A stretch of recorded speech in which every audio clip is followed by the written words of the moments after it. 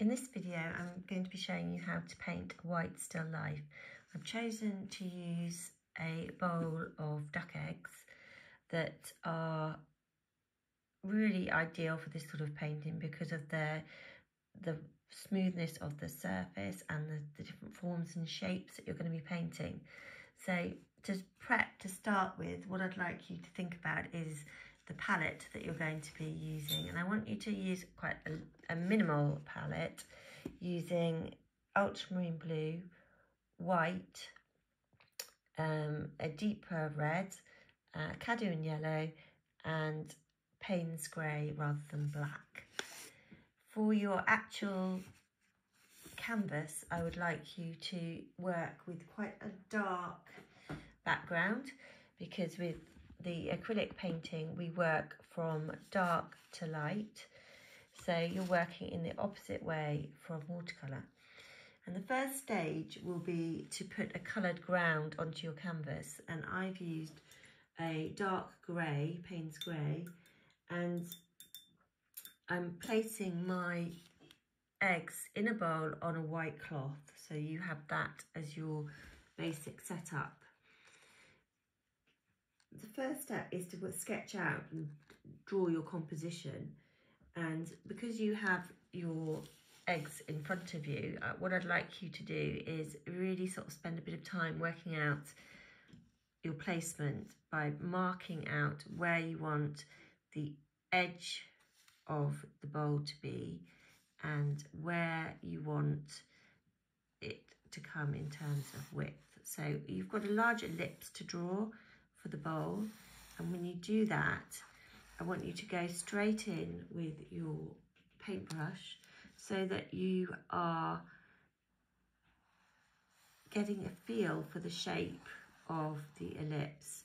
Now remember that you can put in a guideline of a cross just to help with that, and that way you're going to see the sections of each part of the bowl, and you'll be able to measure and look and see if you've got equal sections. So the actual ellipse is going to take you a little bit of time to get right, and the shape of the bowl obviously is going to be different for everyone.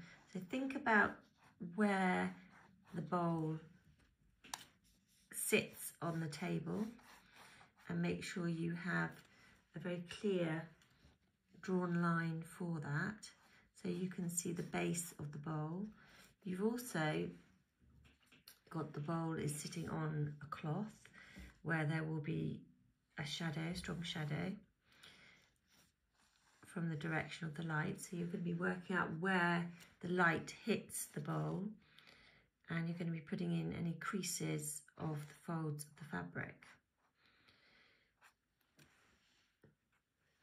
When you come to draw and paint the eggs, think about where they sit in relationship to the edges of the bowl. And again, with the shape of them, you're not going to necessarily get the shape correct in one drawn line, but just take your time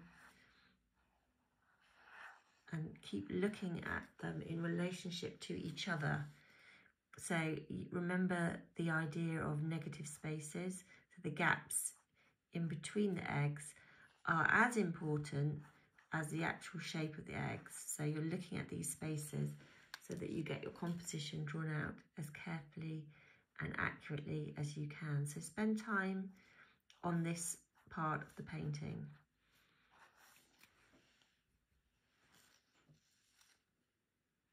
So I've got duck eggs here, so they're a little bit larger than ordinary eggs. So just think about the type of egg you're using as well. And as I said, remember to think about these outside compositional spaces. So once you've drawn out your composition and you're clear on your perspective and your proportions, you're going to very, very loosely start to put in your darkest darks first. So you're going to block those tones in using a flat square brush, and I'm using the Payne's grey again as my darkest dark. And I'm just going to start with the areas that I see in the bowl, in between the eggs.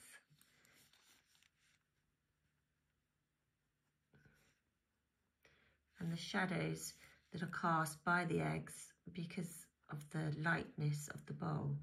And it's a really nice contrast between your shadows and your light areas.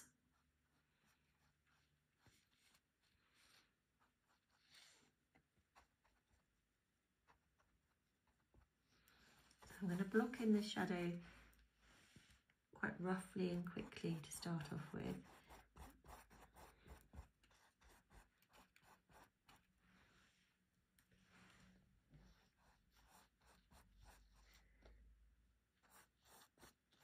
And also suggest the shadow, the darkest areas on the bowl as well.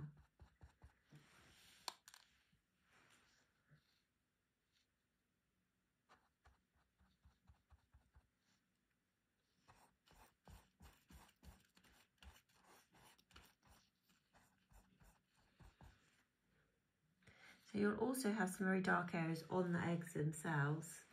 So squint your eyes when you're looking for those dark areas and just place them in quickly, just to suggest where they are.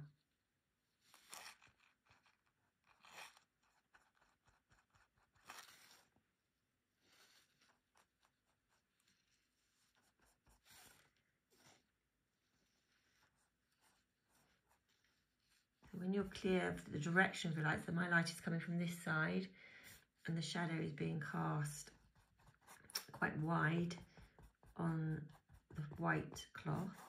So I've got a very clear shadow and some suggestions as well in the foreground here. So what you're doing is you're establishing a context, and I want you to establish the dark of the background as well. So think about this area behind the bowl as well. And I'm going to stick with this grey mid-tone for mine and start to work lighter later. So all your tones are going to be relating to each other. So we're going to start to think about our middle tones now, and also not only the tone but also the palette. So we're mixing different very subtle tones of grey, and to do that I want you to use your red, blue and yellow and your Payne's grey and try and mix your own greys. So I'm using a little bit of my ultramarine blue, a tiny bit of my red, and I'm going to also add some Payne's grey for my next darkest tone. And there is a purplish tint to it, so I want you to really think about your colours and the type of colours you have reflected onto the eggs and the bowl. So I'm looking for these middle tones now, and I'm going to start to put them down, thinking about the direction of my brush strokes as well.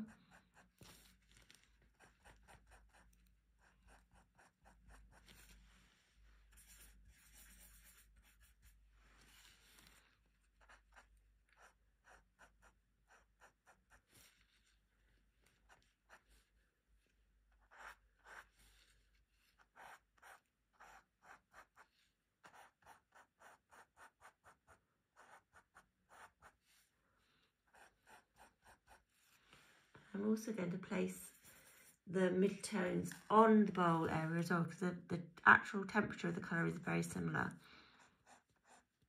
to the actually on the eggs. Although the eggs have got a slightly more warmer tone on the lighter areas.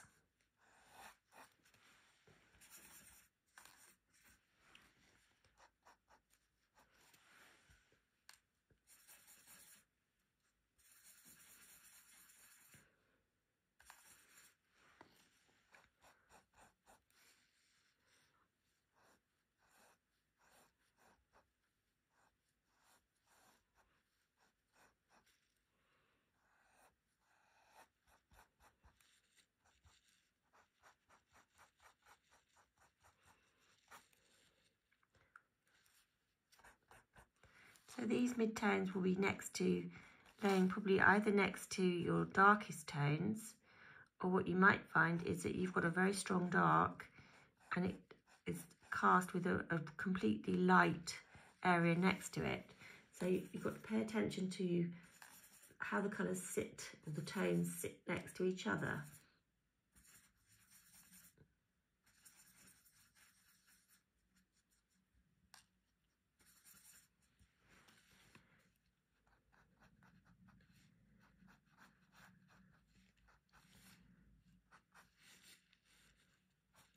I'm going to move on now to the area of the cloth where there are some middle tones that sit right next to the darker tone. I'm going to lay those down.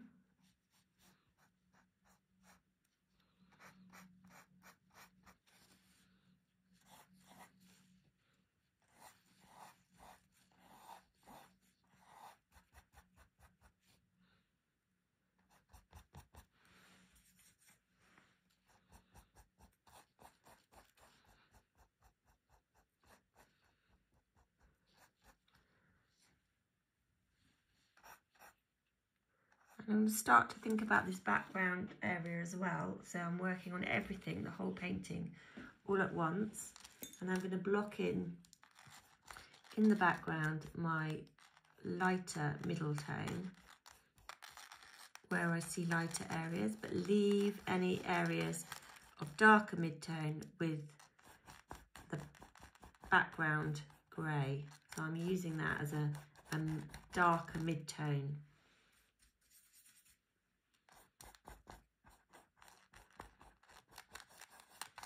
And again, this is very quick and rough to start, and loose to start off with, and I will tighten it up as the painting progresses.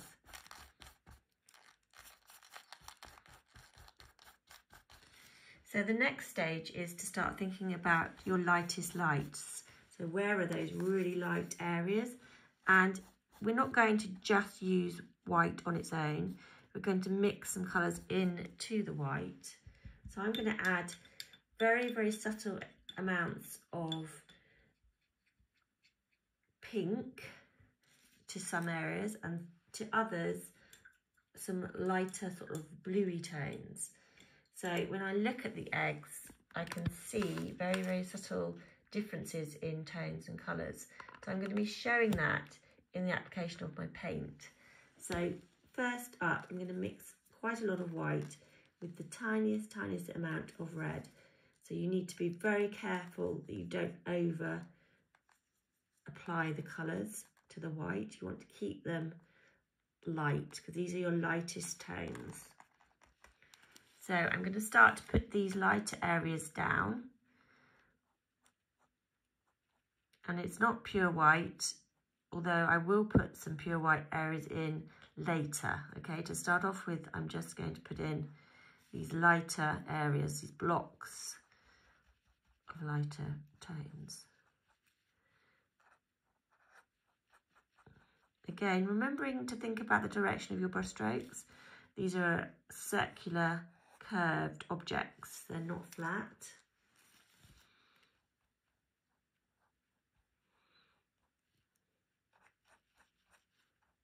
So the aim now is to really think about these light areas in terms of shapes.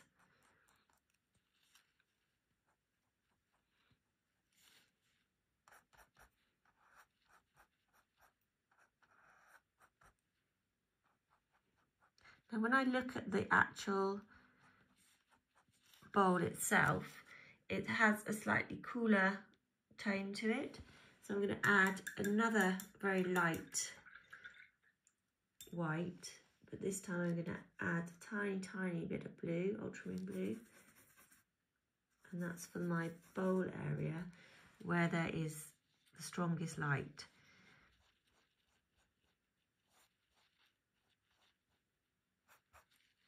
Again, I'm looking at these areas as shapes to see where they sit and where they fall.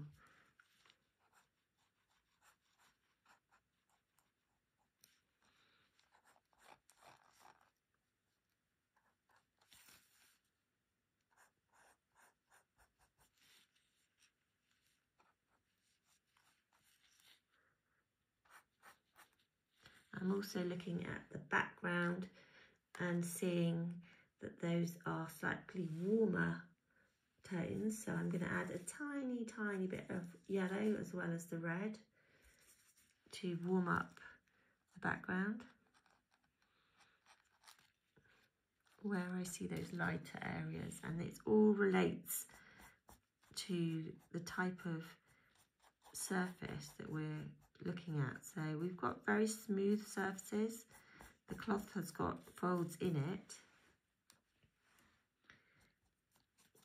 So there are sort of light and dark folds. So that again in itself is another area which you need to observe closely.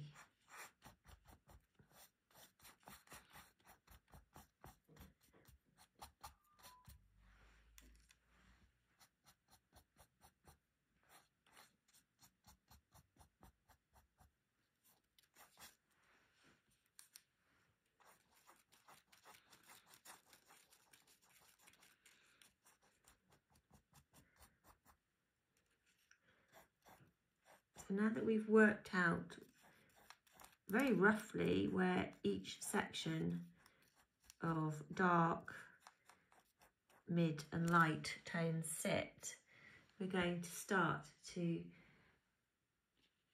work in a slightly thicker paint and start to build up our paintings.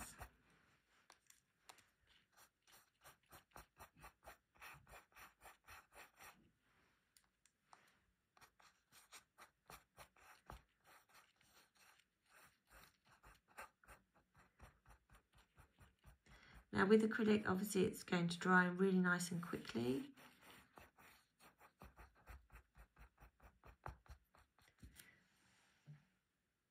So you won't have to wait long you can work wet in wet, you can keep going with the wet in wet. What I'm going to do is just come in with a really much finer brush, and I'm going to just go to where the really strong highlights are, and I'm going to just use white. So where I see areas that are with the strongest highlights, I'm going to come in with quite thick paint to emphasize those.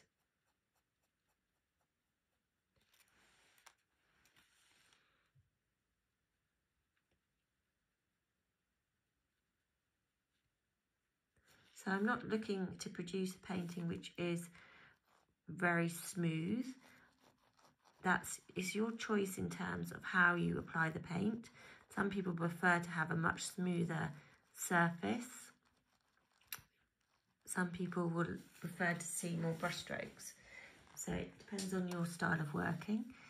But obviously with the finer details, remember to use a smaller brush.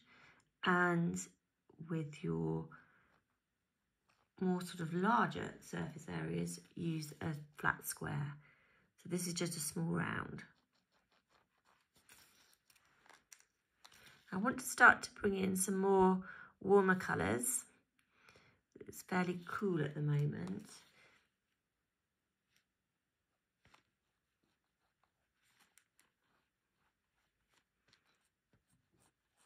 Particularly on the eggs, I'm seeing a sort of much warmer tone. So I'm going to mix up my red and my yellow with my white, and I'm going to push those areas coming from the lightest light and just make them that paint just that bit thicker, because you've got an under colour of grey. When you use your white, you're going to have to use it quite thickly so that the grey doesn't show through, unless you want it to show through in some areas. You might want that sort of middle tone. And it's only now that we start to think more about getting our shapes and curves on the eggs. So that in itself is very important. So you want to make sure you're describing how these forms are. So not only are you looking at the colours, you're looking at the actual shapes. And the shapes in between the objects as well will help you to make adjustments.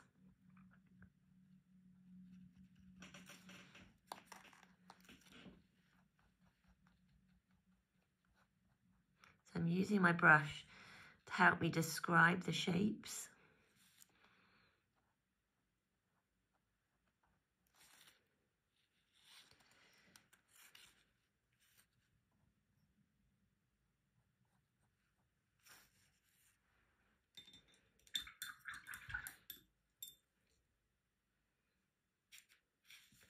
And the next thing I want to do is just to add just a few choice strokes so that I'm defining the shapes of the bowls and the eggs a little bit more.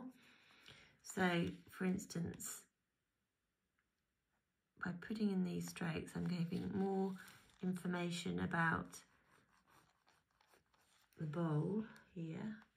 So if I've got some strong highlights, I want to strengthen them.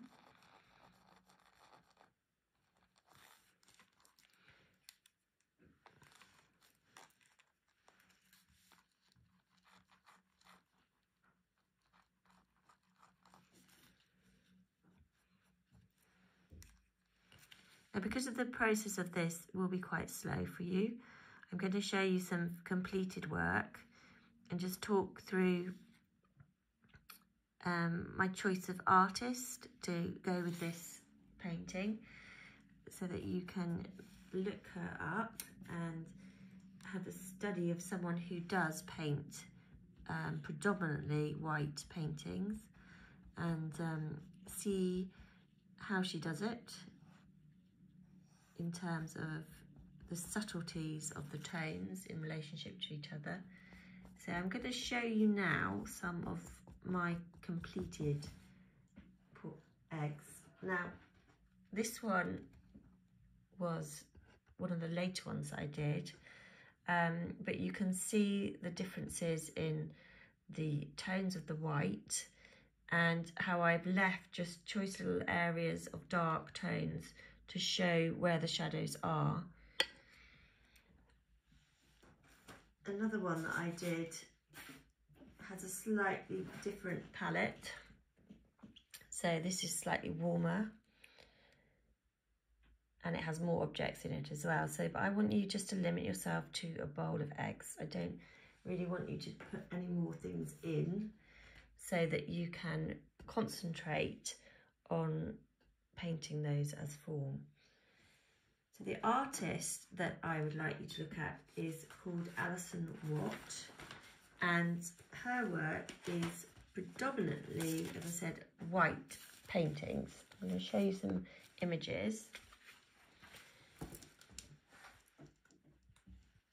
So that's an image of her studio where she works, and all of her work in itself, as I said, is mainly based on cloth.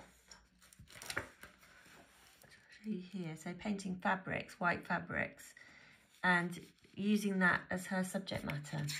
So they are big, they're large paintings, but you can see how sort of subtly she paints the different tones and variations. So as I said, all of them are large, tend to be large, and her subject matter is cloth. So you will be having cloth in your paintings, but you will also have the eggs, but both are quite smooth in texture. So you're not worrying so much about texture, you're thinking about the subtleties between light, mid and dark tones. So when you begin your painting, I want you to have some of these sort of, maybe by your side, if you could print off some so that you've got them to look at to help you really push the subtleties of the tones. Now, her paintings are very smooth.